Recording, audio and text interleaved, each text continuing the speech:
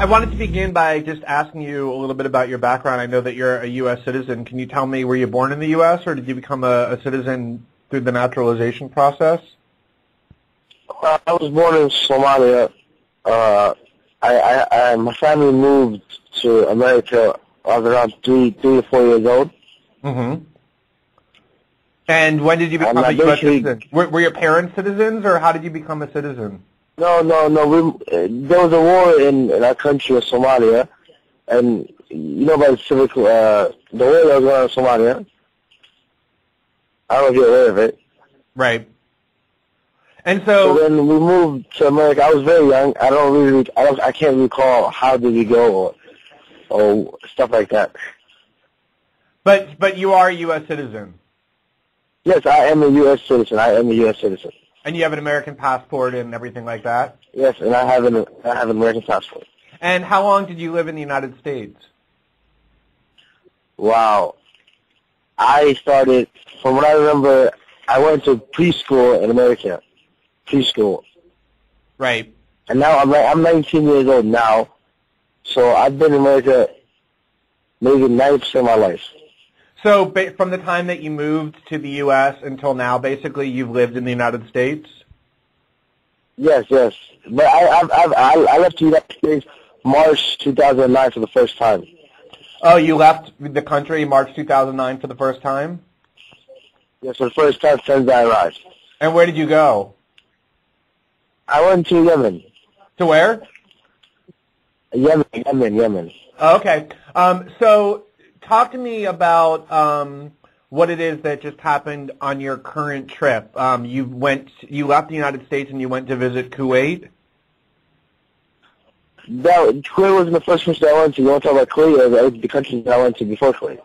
Oh, where did you go? So tell me about where you went on this trip and why you went to the places you went. Okay. I left the United States of America March 2009, the beginning of March, maybe March 2nd. I landed in Yemen. I went to Yemen because I wanted to study. I wanted to study Arabic. I wanted to study my Persian in Yemen. So when I got to Yemen, I found there was this place called Damaj, and I wanted to study there. My mother, she didn't want me to leave the capital, Sana'a. So then my mother got very afraid for me because Yemen was really not a safe place. And then I told her, be calm. I tried to convince her for 3 weeks. And my mother said, no, you have an uncle in Somalia. He lives in northern region of Somalia, Portland, Bosaso to be exact, city called Bosaso. She said, go there. I said, Mom, I don't want to go to Somalia. I want to stay here. Then I had to listen to my mother. After 3 weeks trying to convince her, I left. I went to Bosaso. I stayed there with my uncle. Maybe about 2 to 3 months I stayed there with him. I hired a tutor to come to teach me Arabic and to memorize the Quran, and I had my uncle teach me certain things about my religion. Then it got hot in Bosaso. If you know northern region, it gets very hot there. And then during summertime, they move. They move down south. It's just a 2-hour away trip, or 2 to 5 hour away trip they moved to. Then I told myself I want to go visit my aunts and my tribe, and they reside in Gakayo, another city that's in Portland, northern region of Somalia. So I went there. I stayed there for about 3 months. So I stayed 3 months. And I was studying Arabic there. I was learning from my aunt. She knows Arabic, and I was studying from my cousins and my aunt, and they were helping me. Then I told them I don't want to stay in Somalia anymore. The food wasn't good, and my stomach, I was getting sick a lot because I'm not used to it. I wasn't used to it. So I said I want to. So they said, okay, you have an uncle that's in Kuwait. So I said, well, I don't even know Kuwait. Then my uncle in Kuwait called me and said, come to Kuwait. You can study here. It's better. It's more like America. So then I said, I spoke to my mother. I spoke to my aunts. I spoke to my uncle. He said, okay, just go there, just go to Kuwait, and then it'll be better for you. So then I picked up my bags, and I went to Kuwait. I arrived in Kuwait August 2009. I don't know the exact date, sir. So I arrived in Kuwait. I was studying in Kuwait. I was learning Arabic in Kuwait. Everything was normal. But I couldn't get a residence because my uncle said I was too young. So I would have to leave to go to Bahrain and come back, go to the airport and come back to renew my visa every 3 months.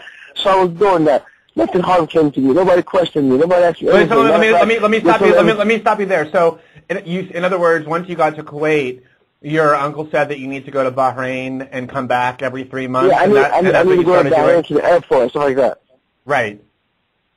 Okay. to renew my visa. So I did that, and then I went to, then I asked some lady that works there, and on the what's it called, the visa place in the airport. I said, do I have to leave? They said, no, you're American citizen, you can get a new visa. So I would do that. I did that for about, I don't know how many times, but you can do the math. I've been here since August 9th, 2000. I've been here since August 2009 until now.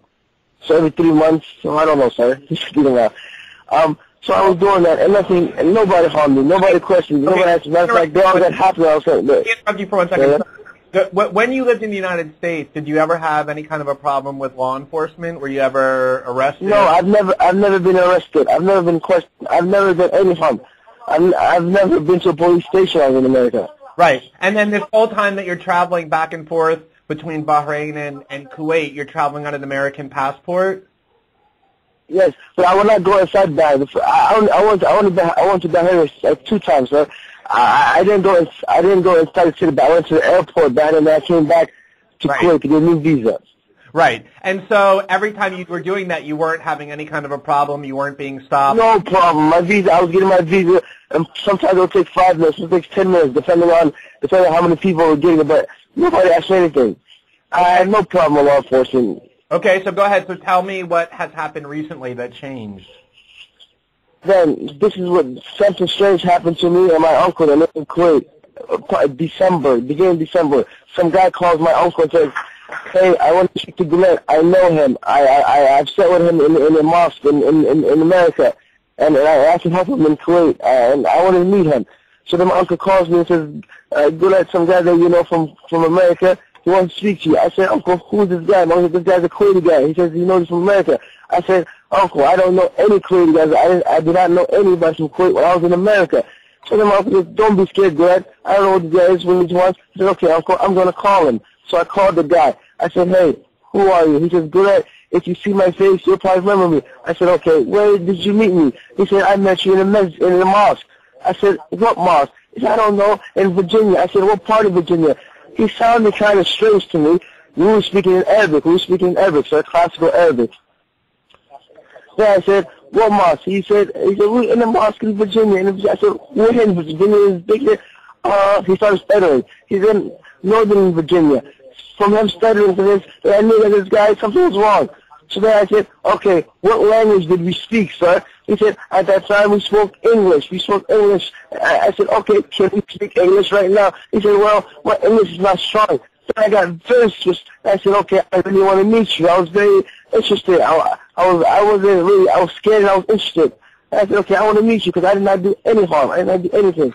So I gave him my address. And he said, okay, I'm going to come meet you. So I called my uncle. I said, okay, he's going to come meet me. Then my uncle calls the guy and says, hey, when are you going to come? The guy says, okay, I have to travel, but I'll be back. Then we wait for him. I waited for this guy for 2 weeks. He never called me back. I called, my uncle called me. He never called me. We never heard anything back from him since then. Then I got very nervous. I told my brother in America, I said, what's going on? Some weird guy just called him. He said, don't worry, this is nothing, maybe. I don't know. Some guy probably really knows you. And then December 20th, I think, this is when I was going to get a new visa. I went to go to the visa place. I passed my visa. Everything was going normal. So let me just stop you there. So on December 20th, you went to get your visa renewed. Did you fly to Bahrain again to get your visa renewed? No. I did not fly to Bahrain. You went to get your visa renewed in Kuwait. Yeah. Because before they told me I don't have to do that. Right. Okay. So I went to get my visa renewed, and everything was going normal, just like all the other times. And then some guy, the guy who was doing my visa, just be patient. Something's wrong with your name. I said, what's wrong with my name? He said, maybe your name is getting mixed up with somebody else's name. Wait, let me ask you, was this in the American consulate in Kuwait, or where was this exactly? Where you went to get your visa? In the airport. In the airport in Kuwait? Kuwait City? Yes. Okay, go ahead. So he said your name is coming up. Say that? So he said your name is coming up, and there's something maybe. Yes. He said something's wrong with your name, and I said, "What's wrong with my name?" He said, "Your name is mixed, maybe. I don't know." He said, "All I do is give you visas." Then I said, "Okay, no problem." I was being patient. I waited, sir, approximately 4 to 5 hours. I waited. Then I started getting very nervous. That's what I said. I keep going back to every single hour. He says, Guled, just calm down, go have a bite, go get something to eat, and then come back to me, maybe. Everything will be okay. So I go, I couldn't even eat because I was so nervous, I didn't eat. I came right back and said, just calm down, everything will be okay. That's it. This is the first time. Then he says, have you ever had trouble getting a visa? I said, I've never had trouble getting a visa. They said, okay, I don't know what's going on. Somebody's going to come for you. So I wait. And then some guy comes who's wearing regular clothes, regular Kuwaiti clothes. He takes him to his office. He talks to me. He says, okay, where are you from? I said, I'm from America. What's the problem? I said, what's the problem? He said, no problem. Everything's going to be okay. I said, okay, because then he takes me to his office. And then he gives me some tea. I drank it, and they're laughing. Then they start asking me about America. They said, have you ever been there? I said, they asked some guy, says, you know Shaquille O'Neal? I said, I used to watch basketball, but I don't know Shaq. You know? They asked me questions about regular, what states have you ever been to in America? I told them states. I've been to New York City. I've been to Georgia. I've been to North Carolina. And stuff like that. Then I said, okay. Then I stayed with those guys for 1 to 2 hours. So I don't remember exactly. I stayed in the office. Then two other guys come. They're wearing regular clothes. I was not shown any badge. I was not told. Were they Kuwait? They were Kuwaiti. They were Kuwaitis. They weren't Americans. I guess. I don't know. They didn't tell me who they were, but they looked normal to me, regular people. Right. Okay. So I will tell you I will keep going, and then you will understand. And then I said, and then they came, and I saw one of them had handcuffs. And I get nervous. I got so nervous. I said, hey, what's going on? I said, what's going on? I said, where's my visa? He said, we're making your visa right now. I said, no problem. So they got me my visa, and they said, what stuff do you have with you? I said, I have a laptop, and I have a MacBook, I have an iPhone, I have a pen, I have 62 dinars with me. I said, okay, give me all your stuff. So I gave them all my stuff. So what are you guys doing? They said, don't worry, it's going to be okay. So I gave them all my stuff, and they write everything down, all the stuff they took from me. Then I get nervous, and then they said, okay, good. These two men will escort you out. These two men will escort you out the airport. Everything will be okay. I said, okay, will I go back inside Kuwait? I said, yes, you will go back inside. They said, but we want to put handcuffs. We want to put handcuffs on you just to escort you. So I want to be on you until you leave the airport. So I said, okay, I'll get to the airport. So I put on the handcuffs like an idiot. So I put on the handcuffs. And actually, he put it on for me. And two men escorted me out. And as soon as we got to the airport, I see an American vehicle, so an SUV. I thought it was a GMC, but it was an American. It was like an American cop car, but it didn't say police or anything. It was the windows and stuff. So I come, and he opens the door and says, get in. I said, didn't you say that I walked inside Kuwait normal and you were taking handcuffs off me? He said, I know, but we were going to ask you questions. I said, I got very scared. And they said, it's the car, so I had no choice. So I can't defend myself. So I went inside the car. And then as soon as I go inside, I said, Guled, put your head down. Put my head down. I said, Guled, we're going to blindfold. They said, Guled, we will blindfold you. Then I said, why are you guys going to blindfold me? They didn't answer anything for me. They started asking my questions. So they put on the blindfold. They took my head down. I didn't know where I was going. And then we drove for about 15, 20 minutes. I can't be exact, 15, 20 minutes we drove. And then we stopped. They told me to stop the car. So I get out, my head down, and I'm blindfolded, I'm handcuffed, and they escort me to a building. And in the building, they put me inside a jail cell. The jail cell, no windows, just little cracks so I could see a little bit of light. And they had one sink, they had one toilet, one bed. It was very cold. Then I entered, and they closed the door. The door, it wasn't jail. It wasn't jail bars. It was a glass. It was a metal door. It was sealed. I couldn't see anything. I was very scared. Nobody told me what I was arrested for. Nobody told me I'm kidnapped. Nobody gave me a badge. Nobody gave me anything. I was so scared.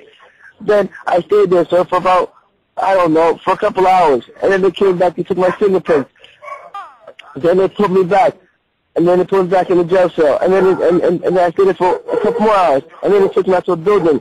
And they escorted me, sir, to another building. So I entered the building with them, and I was still handcuffed, and I was blindfolded. As soon as I come in, I hear voices of men who were speaking Arabic. They said, Guled, are you a terrorist? And all types of, I said, oh my God, I'm not a terrorist. And they said, you're right. So I said, oh my God, who are you guys? Can you guys tell me? No one will tell me who they were. I said, can I see your faces?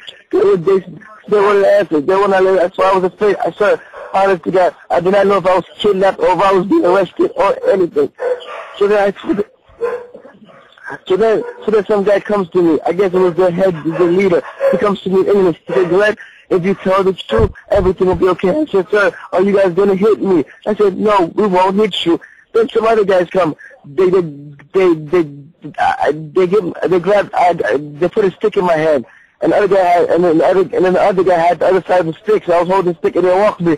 So then I thought they were going to beat me. I got very scared. I said, are you?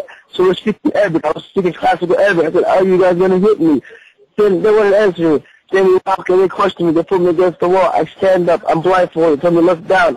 I'm handcuffed. They ask me questions. Why did you go to Somalia? Why did you come to Kuwait? And I told them all the reasons. I gave them. They said, no, you are lying, sir. You are lying. You are lying. I said, I'm honest to God. I am not lying. I've never been arrested. I've never been questioned. Can I please see your faces? Can you guys tell me what's going on? They wouldn't tell me what's going on, sir. Then I came. They questioned me for more and more. The same thing. They asked about my trips. Why did I leave? When did I leave America? They said, how long was you in Yemen? I said, sir, honest to God, that time. I said, I've left Yemen more than a year ago. I don't remember how long I was there, but you guys can look at my passport. Let's have it. The stamps are there.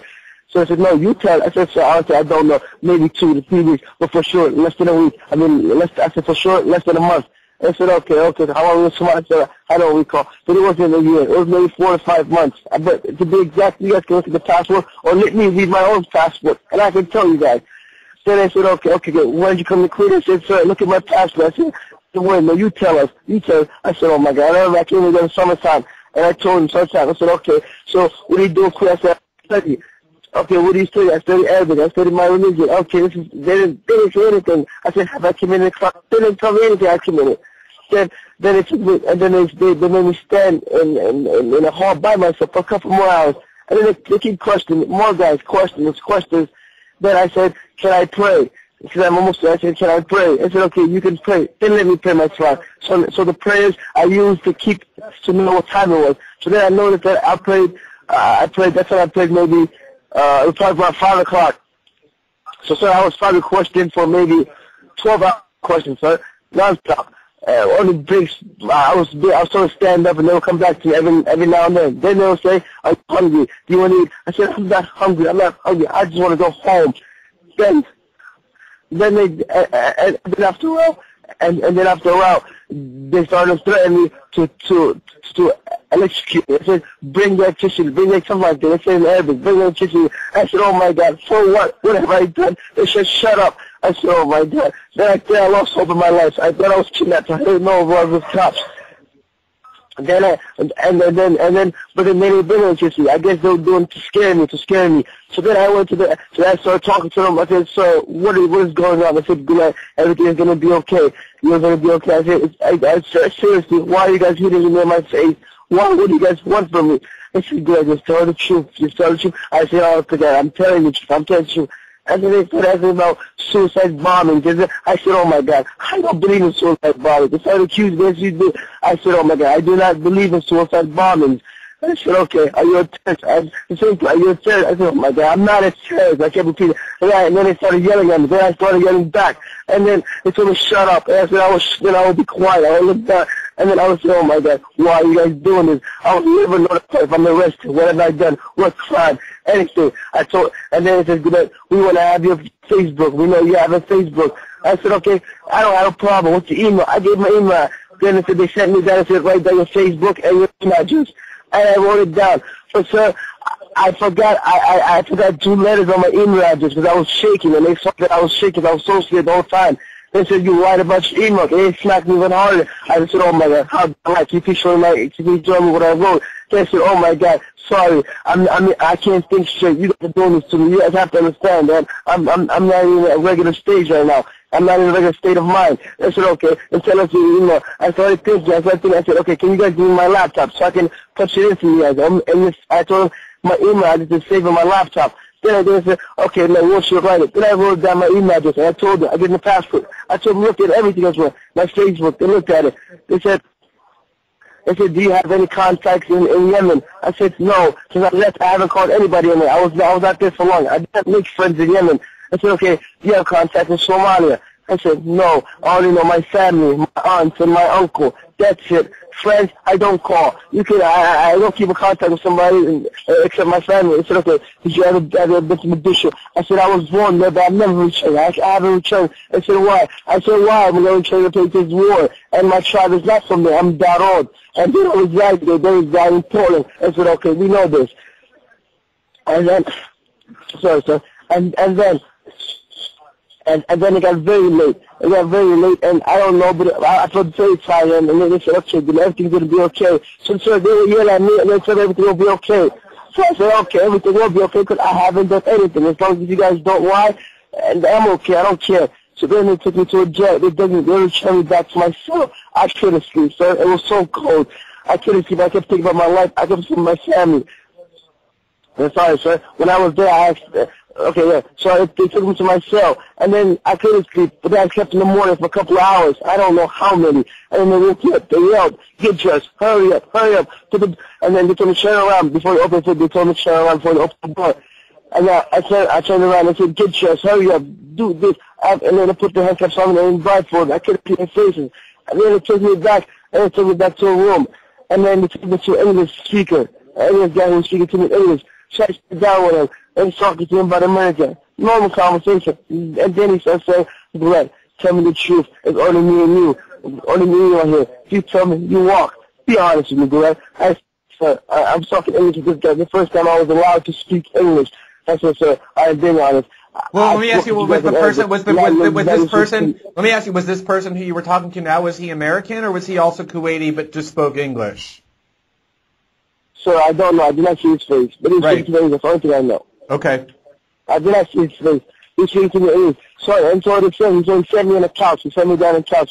Then I smoked smoke. So I guess he was smoking. And I guess he was sitting down and he was speaking kind of calm. He was the only one that was questioning me and it was very calm. So he sits me down and he said, tell me the truth. Just be honest with me. Get after the I said, sir, I told you the truth. Does my mother know that I'm here? They said, nobody knows. I said, it's the embassy. Nobody. I said, who are you? He said, Guled, don't ask me. I said, can I have a lawyer? He said, don't ask me if you can have a lawyer. I said, answer that question. I said, oh my God. I was afraid. I said, what do you guys want? What do you guys want to kill me? What do you guys want to do to me? And he wouldn't answer me. And then it would be quiet and then he talked to me, Guled. And then he says, bring him water. And then I took the water. I drank a little bit, and I didn't want to drink it. And then I talked to Norman. I said, have you ever been to Las Vegas? I said, sir, I've never been to Las Vegas. Okay, Guled, tell me what states in America you've been to. I said, I've been to New York. I've been to Georgia, and stuff like that. I said, okay, Guled, have you ever had intercourse with a woman? I said, I've never had intercourse with another woman. Have you ever drunk beer? I said, I've never done that. I said, okay, why is that? I said, I don't have to. Why are you going to force me? I don't have to. And I said, okay, Guled, just tell me everything, just say the truth. I said, sir, I've honest to that. I've told you everything. I told you everything. Then I said, and they said, okay, Guled, you're okay. So they took me out of his room, and then they made me stand up. And then after, they made me stand a couple hours, sir, and then they put me in another room. With another guy, these questions, the same questions. Are you a terrorist? This. Do you keep in contact with somebody in Yemen? Somebody in Somalia? Somebody in Kuwait? And sir, I forgot to say this, but when they were questioning me, they started saying a lot of names, and the name I can't recall because I don't know those guys. They said a lot, and I said, I don't know these people. They said, you're lying. No, I recall they said, Osama bin Laden. I said, oh my God, I know Osama bin Laden. Are you kidding me? You know, I was very shocked. I said, and I told one of them, I said, you guys think I know Osama bin Laden? I said, oh my, I said, you guys are very crazy. In my head, I said, they are very crazy. Then I was there, I said, for myself, I gave up on life. I said, okay, I have no hope. Nobody, no family. People are going to smack me. They're going to beat my hands. They beat my hands with sticks and my bottom. They make me, I'll get to that part. And then they put me in a room with another guy.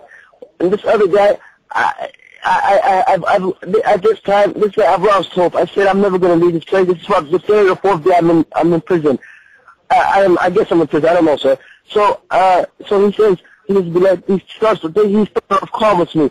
I asked his question. I said, why'd you go to Somalia? I said, I wanted to go learn. I have the right. I said, as an American citizen, I have a passport. If I want to go to any country, I can go. I have not committed a crime. Why do you guys do this? Anyone answer me? And I said, So I said, sir, can I ask you a question, sir? He said, go ahead, ask me. I said, sir, am I allowed to go to where my ancestors reside, to where my ancestors used to live, to where my heritage, to my mother's family, my grandmother was born? Can I go there? Can I go? He said, yes, you are. I said, why are you doing this? He wouldn't answer me. He wouldn't answer me.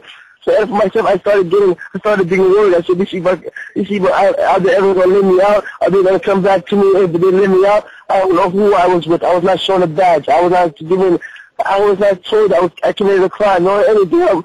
They knew from when I talked, I knew these people knew I was innocent, but I don't know who they were. Then I started thinking that these people, the FBI, other people Americans, or other Americans doing this to me. And I said, your brain's going crazy. Why would America do this to you? I said, this has to be the FBI that's doing this to me. Then the guy, he tells me lay down on my butt. He lays me down on my stomach, sir. He said, lay down on his stomach. I said, why? He said, shut up and do what I tell you to do. You don't have no choice. So I said, obviously, I told him, yes, I do have no choice. If you kill me, I can't do anything. If you bury me somewhere, I can't do anything. But let me see your face. He didn't really let me. Then he put me down on my belly button. And so we laid down. I laid down. I said, kick up your feet. So I kicked up my feet. He grabbed a stick. He said, are you okay? I said, no. He hit me so hard, the stick in the bottom of my feet, the soft part, sir. And I had soft feet. So he hit me, because I don't remember how many times, but it started hurting. I started screaming. And I said, tell me if you're a terrorist. I said, I'm not a terrorist. Why are you going to those countries? I said, I told you why. No, you're lying to us. And they kept hitting me. Then he hit my hands. Then he hit my palms with a stick. And I said, why? I kept asking, I kept pleading to him, what's his reason? Why? What have I committed? Have I done something wrong? No one told me I've done something wrong. Each one is harassing me. Each one is torturing me just for the heck of it. Just because they can. So I said, yes, I can speak to the embassy. No. Can I speak to the embassy? Can I speak to my mother? They denied me access to my mother, to the embassy. I said, just do it American now. They said, don't worry. And then the guy, just another guy says, Guled, I have your passport number right here. I said, who gave it to you? He didn't answer. I said, okay, he should go to the American FBI, and they're doing this to me. And they said, of course, to my family members. And he said, what do they do? I told them. I felt like he knew my family members. He knew so much about me, sir. And he said, okay, what's footage go to? I told them. I told him everything. Because I had nothing to hide. I didn't do anything to him. I didn't do anything. And no crime. Then he says, and then, sir, they put me after interrogating me for 4 to 5 days, I think, of smacking my face hard and kidding me with sticks about my feet. And then I forgot one thing, so I'm sorry. On one of those nights, I can't exactly recall this moment. The last night, the second to last night, they kept hitting me, the night they were making me lay down, they were hitting me with sticks. They said, get up. And then I got up and said, take him to that room. Then I went to a room, and they hanged up my hands. They hanged my hands to something. I couldn't see anything. They hanged my hands to something, and my cheeks open. My belly was open to any harm. So what do you guys do? They said, shut up. Do you want us to hit you with metal? So I said, oh my God. I said, please don't touch me. Please stop hitting me. I said, please, tell me what have I done? What crime? They will not tell me anything. Then I heard the call to prayer. I said, can I go pray? I said, okay, they said, okay, you're going to go pray. So they put me down. I went to go pray. I prayed the wrong prayer. So I begged my Lord to save from them. So I prayed the wrong prayer so they can at least forget. I tried every tactic to get out of this place. And they so then I was done praying. They took me back to this room. And then they didn't tie my hands up again. Thank God they didn't tie my hands, hit me with metal. I guess they were threatening me with this. They were trying to scare me. So they put me back on this couch. They talked to me normally. And they talk and asked me, are you a terrorist? I said, oh my God, I'm not a terrorist. What do you guys want? And they didn't want to tell me. And they said, okay. After 4 or 5 nights, the interrogation was done. But I think the 5th or 4th night, the guy said, do you want KFC? I said, I don't want KFC. All I want to do is go home. I said, can I go back to Kuwait? He said, forget about Kuwait. I said, can I go to my uncle? He said, forget about your uncle. My mom, forget about your mother.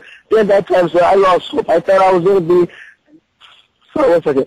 I thought I was going to live there for the rest of my life, so I had no hope. And then that guy, he takes me, and then the last night he says something early, he says, may Allah be with you, Guled. The guy was smacking me, he says, may Allah be with you. He seen me from far away. I guess I was in the hallway. From the way I was feeling, I thought I was in the hallway. It's Guled, may Allah, He said, may Allah be with you. I said, okay, thank you. I said, Salam alaikum.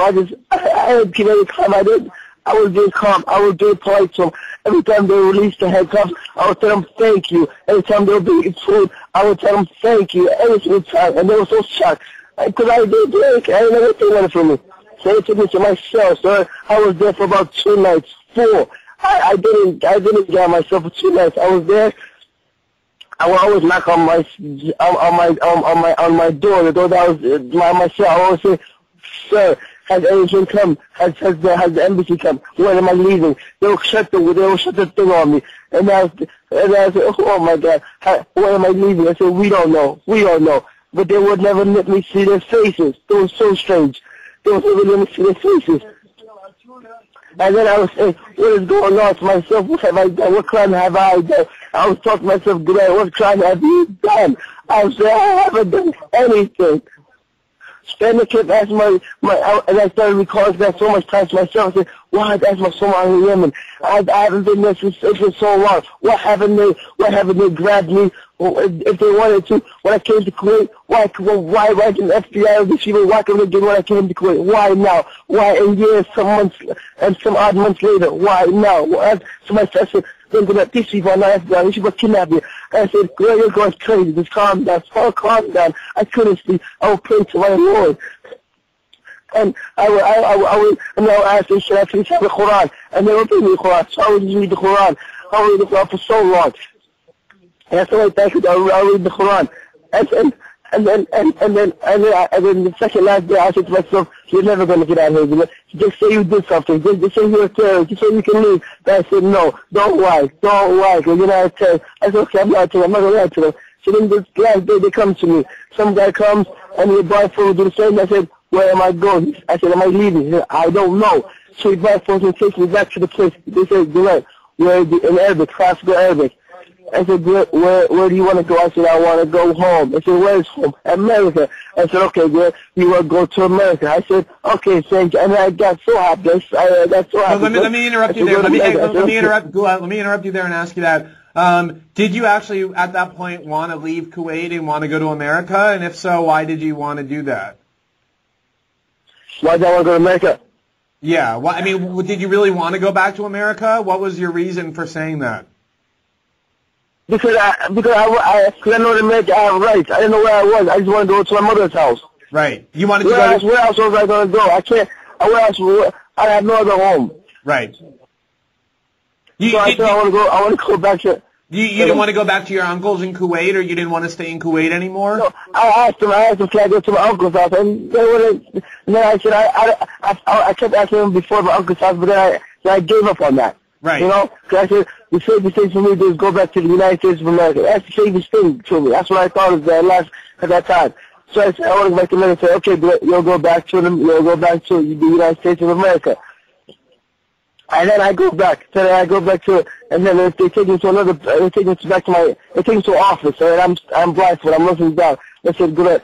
They bring all my stuff to a table, my laptop, my phone, my money, my pen, and papers to my visa. I said, good. I'll read all your stuff. I said, hey, first of all, I didn't care about stuff. I didn't even look at it. I said, okay, these are all my stuff. And then they made me sign. They made me sign, said, good, you've taken all your stuff. I signed. That's all my stuff. And then they took me back to my jail, to my cell. Then I said, can I pray? They brought me, they let me pray. And then how long? So maybe an hour or two. Then they escorted me out the building. They put me back, and then I was blindfolded.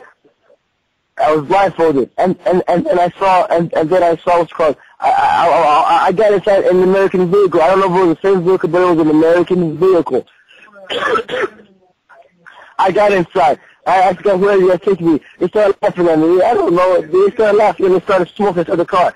So they said, where are you going to take me? I said, we're going to take you wherever you want. I said, I want to just take you back to my uncle or wherever you guys can. Where can you guys take me? My uncle or America? I said, anywhere besides this place that time. I didn't want to be where I was. Then they said, okay, then it's going to be okay. So they drove, so they were driving me, and the road was kind of bumpy, and I was getting scared of myself. And I tried to open the door, tried to escape, and I couldn't really. I said, it's my stupid idea, because they don't catch me. So I left them. I said, I gave up on life, sir. So then I went, I just kept trying for my Lord. Then I went, and then I kept driving, and then they took me out the car, and then they took the handcuffs off me, and then they took the blindfold, and I saw two regular men, two Arab guys. I don't know, but I don't know if these guys were the real guys who were doing this, or these guys are guys that just brought. I don't think they were the guys who were doing this from their voices, from the way they were talking. They didn't have the same voice. So then I said, well, I said, you're in deportation phase. You'll be deported back to your country. I said, okay, when am I going to be deported? I said, Glenn, we don't know. I said, we don't know, but you're going to be in first, you're going to be pushed to your country. I said, okay, am I going to go back to where I was before? I said, no, you are done. You're going to be here, you're going to be deport you. I said, okay. I said, can I speak to my mother, to the embassy? I said, we don't have a problem. I said, that's not a business. We're here to drop you off. So they dropped me off, and they took my picture. They took my fingerprints. And I saw officers, and then everybody looked at me like I came from Mars. So strange. Everybody looked at me like I was a weird guy. And they took my picture, they took my stuff, and then they wrote down my stuff, my stuff that I came with, my laptop, my phone, and stuff, my money. So they wrote it down. And then I think they made me sign, I can't recall. And then so they put me, and then they brought me to a detention place, I guess it's deportation. And I asked the guys, the guy said, who are you? I said, I'm an American citizen. I said, okay, this is deportation place, you're going to go inside this place. So I go inside. I said, is the embassy going to come? I said, the embassy will come for you. We will contact the embassy. I contact the embassy. So they take me, so I guess the manager comes to me. The manager's been very funny. I said, Guled, you're a young guy. You're so young. I said, yes, I am young. I said, how old are you? At that time, I was 18. I said, I'm only 18. I said, I'm very young. Where do you want to stay? What place? What jail place? What jail station? I said, I don't know. I said, do you want to stay with some of them guys? I said, okay. I can relate to them more than I can relate to other people. So I said, put me with them. So they put me with some of them guys. And he said, take care. They said, the people take care of Guled. I guess you be nice to me. So they put me to that place. I came to this place around 1 o'clock, I guess, because I knew it was from the praying time. 1 o'clock around the time, they put me in the cell. I see inmates, I see Somali guys. I said, what are you? I said, sir, I don't know why I'm here. I don't know what's happened to me. I said, Guled, where did you come from? I said, I don't know. I was blindfolded. I was taken from the airport. I said, oh my God. Did you go to jail? I said, I do not know. Are you charged anything? I said, I do. I was actually back. I don't know. And then they put me in. I said, what are you guys here for? One guy says, I'm here because I'm an illegal immigrant. One guy says, I'm here because I'm a drug dealer. One guy says, I'm here because I was transferring drugs from Iran to Kuwait. I said, oh my God. Who comes here? He said, killers are here too. I said, I'm not a killer. I'm not a drug dealer. I'm not an illegal citizen. I have a visa. So you have a visa? You have an interest? Oh my God, why are you here? They were shocked. And I said, I don't know. I don't know why I'm being deported. I said, okay, no problem. The embassy will come for you. When you come here, everything will be okay. I said, okay. So the next day, the embassy arrives. I didn't sleep at night time. I slept early in the morning. So when you say the embassy arrives, you mean the American embassy came to talk to you? People from the American embassy, or from what embassy? Yes. They told me they didn't say the American embassy, the embassy has arrived. So it was the American embassy. They were looking at my bed. I jumped. I was so happy that some type of American came. And I saw that I basically ran. So I ran all the way downstairs to open the jail cell. I ran downstairs. I talked to the guy, the embassy guy. He was a guy who's from Utah. He had a little cowboy hat. I said, sir, is everything going to be okay? He said, I don't know. He talked some kind of strange. Like it wasn't helpful. I said, sir, when am I leaving this place? It's deportation.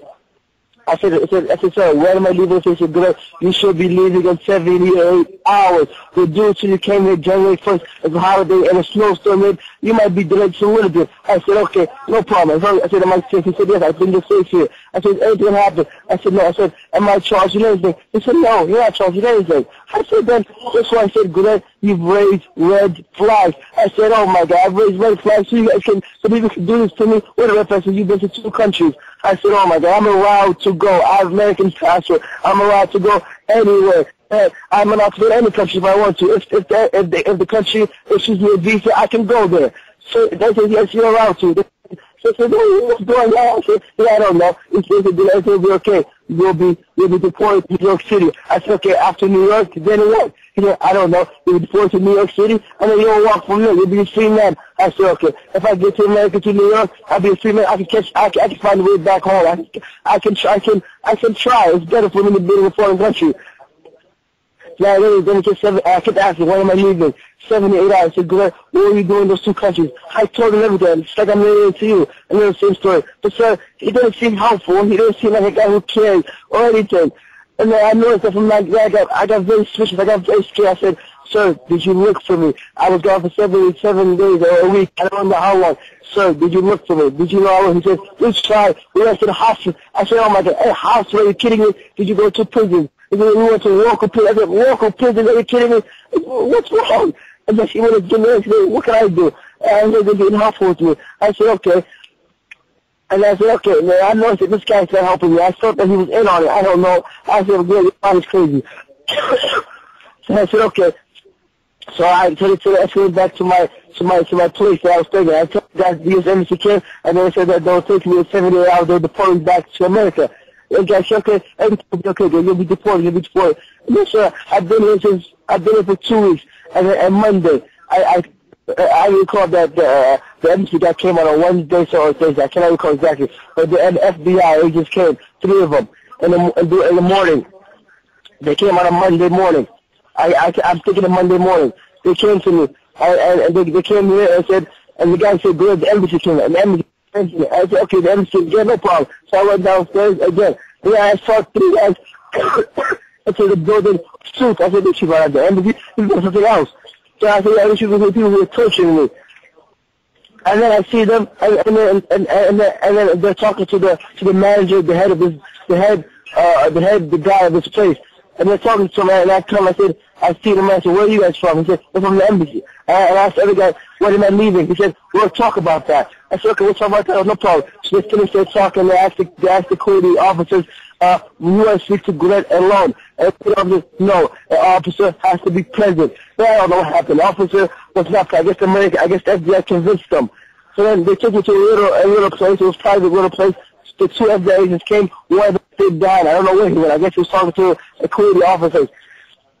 The 2 guys came. Sir, they asked me, don't ask me, how are you? I said, I'm doing well. Then I said, where did you go? Were you tortured? How have you talked to your mother? Have you ate well? Well, is everything okay? Is your head okay? Then they changed right there. He said, why did you go to these 2 countries? I said, oh my God, you have to ask me questions after what I've been These were FBI agents who they identified themselves as FBI agents? Yes, he did. Then when he sat down, I said, who are you guys? And he said, we are FBI agents. I said, okay, FBI. I said, what do you guys want to say, good? He didn't ask me, good, how, he said, how I should know well. And then he cut straight to the chase about questioning me about why did I go to those 2 countries. And then he questioned me, and I said, wait a second. I'm not answering any questions without my lawyer. You guys know where I've been to? He said, good, talk to us, and then we'll leave. I said, okay, am I leaving? He said, yeah, you will leave this way. He said, what? He said, that, I don't know. He said, that, I don't know. I said, okay, yeah, but if you talk to us, good, he said, good, but you're in a foreign country. Things move slow. I said, okay, but if you talk to us, good, everything will move fast. He said, we'll make the paper go fast for you. I said, no, I want my lawyer. I want my rights. Tell me my rights. They gave me a paper that shows me my rights. I said, okay, I want a lawyer. I want to a lawyer. And then he refused. He said, Guled, you can waive this. This is not a month. I said, no. After what I've been through, I'm not waiving anything anymore. But, sir, I'm telling you, if these officers were came and said, Guled, are you okay? Where did you go? Okay, he says what's happened. Then I would have said, this is what happened. These questions asked me. This is why I went to Somalia. This is why I would tell my whole life, so I never died. But the fact that he can't, and that was not right. It was not right for a guy who's been gone, who did not see the sky for 7 days. You can't come to him and ask him these type of questions. That's how I should say earlier. He said, okay, Guled, just talk to him. He tried to persuade me to talk to him. And I wouldn't. I said, I want my lawyer. He said, okay, Guled. He said, okay, Guled. Then he said, Guled, you've raised red flags. I said, what red flags? He said, come on, you're Somali. You've been to 2, he said, you have a Somali background. You've been to 2 countries. come on now. You know what I'm talking about. I said, I don't know what you're talking about. What red flags? Tell me. And he said, okay, let's talk about why did you go to Sweden. I said, sir, am I allowed to go to those 2 countries? He said, you are allowed to go. He said, where's the problem? What? And I was so shocked. I said, I'm not talking to you without my lawyer. I said, I'm not talking to you without my lawyer. He said, okay, good. We're done talking. They said, okay. And then ever since then, sir, nobody, ever since then, sir, ever since then, nobody has come to me. No, Emily, are you there? You with me? And where are you now? Where exactly are you now? Right now, I'm in deportation. You're in the deport. Are you right now, I'm in a deportation facility. Are you kept in a cell? No, I'm in a place where there's about 30 to 50 people in a one big room, and they're all being deported. Or some of them have come out illegal immigrants and stuff like that. But you're allowed to get phone calls, obviously. No, sir. I mean, but I just called you there, right? I'm not allowed, sir. But I just called you there. This phone is from an inmate, I guess. This is not an illegal phone. You're not allowed to have cell phones. So can you please not say that you're supposed to have a cell phone? Oh no, I said, but you're allowed to get phone calls. Like if somebody calls you at the detention center, they'll put you on the phone. Oh, I don't know, but I'm allowed to give visits. Right. And so what is your understanding right now that you're being deported back to the United States? Okay, I will get to that. And then I think yesterday, 2 days ago, my brother comes here. I told my brother has arrived to Kuwait, and my uncle. They come and they said, they go to the Kuwaiti guys, they're here. I said, do you want us to buy a ticket, or are you guys going to buy a ticket so you can be deported? They said, we will pay a ticket, but it's not us. It's the government. The American government told us to hold him here. Then they said they're going to crime include. He can go inside Kuwait if he will, but the Americans are, FBI, they're holding him here. So they're saying that, say that again, that you're being deported, but are you allowed to go back into Kuwait, or are they sending you back to the United States? I have a valid visa. If I want to go inside Kuwait, the Kuwait government, they will let me go inside Kuwait. I've not committed any crime against them. I've not done anything. I have a valid visa. And they will deport me. If I want to be deported, they'll deport me. But it's not the Kuwait government. It's the FBI. They have told the Kuwait government to hold me, I guess. Right. And so do you have any idea what's going to happen to you, or when you're going to be set free? No, I have no idea. I'm not FBI. And sorry, I forgot something. I asked FBI, am I charged with a crime? Have I committed a crime? They said, no, you have not committed a crime. And how long have you been in detention now? For about a week? For about a week and some days. Right. And the FBI hasn't come back to visit you, and nobody's told you what's going to happen to you? And the FBI has not come back to visit me. The embassy has not come back to visit me. And did anyone say anything after you told them about how you had been beaten and tortured by the Kuwaitis? Did the FBI or the embassy representatives say anything about that, or what did they say when you told them that? The embassy didn't say anything to me. The embassy didn't sound like they can help me. The FBI didn't even ask me about that. I don't think it was the Kuwait. I felt like it was the FBI. I told them, how do I know that you guys are not the ones who were torturing me? They said it's not Hollywood. It's not Hollywood. How do I know? Right. Well, so anything else that you want to tell me about what has happened? Nothing. But I feel like my mind has changed. I'm scared. I can't sleep, and I keep turning down my back. I don't know, sir. I've been tortured mentally. No, of course. Well, your story was, you probably know, it was in the New York Times this morning, and I'm going to write about it and put this interview up as well, and we'll write about it, and so hopefully more media attention will be brought to what's been happening to you, and hopefully that will help you be able to get out of the situation. Has this happened before? Go ahead. Has this happened before? Yeah, of course. There have been a lot of people who have been detained without being charged with any crime, including American citizens. They're put on the no-fly list and not able to get back to their country. Obviously, the American officials have cooperated with a lot of governments in that region in torturing people and beating people. So this just sounds like yet another case where that has happened. But it's wrong every time it happens. Somebody somebody has been tortured before? Sure, of course. So anyway, it's I'm going to try and get a representative of the government on the phone, but I really appreciate your talking to me about what has happened to you. It sounds horrible. I'm sure you're distressed, but it sounds as though at least now there's people on the outside who are aware of where you are and what's happening and will be able to help you better.